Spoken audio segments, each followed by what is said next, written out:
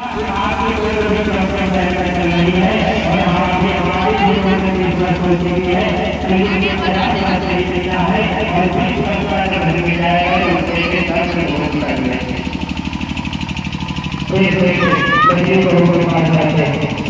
कहते हैं आज लक्ष्मी जी यात्रा के आए उन्होंने कहा कि हम आपके घर से जाना चाहते हैं। एक वरदान आप लोग वरदान क्या मांगे हम सभी लोग करेंगे पिताजी आप लक्ष्मी जी से कहिएगा कि मुझे पूरे सम्मान करें पूरा सम्मान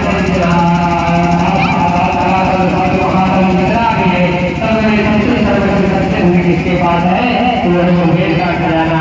और मुझे गुरु कह रही है कि पिताजी लक्ष्मी जी से कहना कि कुबेर का खजाना उसको दे दे। तो सेठ जी ने कहा ठीक है लक्ष्मी जी से मैं यही कहूँगी कि आप कुबेर का खजाना दे दीजिए। फिर सेठ छोटी बहू को पास जाता है और छोटी बहू ने बहुत अच्छा उत्तर दिया। छोटी बहू से कहते हैं सेठ जी कि बहू लक्ष्मी रात में आई थी, उन्होंने कहा है कि वरदान मांग लो और एक वरदान देकर मैं आपके घर से जाना चाहती हूँ। कौन सा वरदान मांग ले?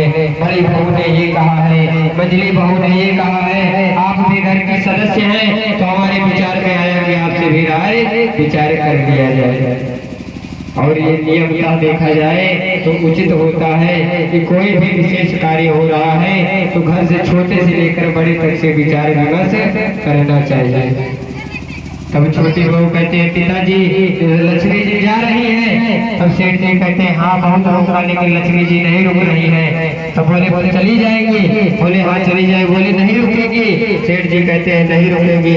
तब छोटी बहू कहती है पिताजी आप लक्ष्मी जी से जाकर कहिएगा कि आप आपको ऐसा वरदान दीजिए कि हमारी हम तीनों बहनें और ये तीनों भाई माता पिता परिवार सब में प्रेम बना रहे, सबका मन निर्मल रहे, कभी काम क्रोध मद लोभ न उत्पन्न हो।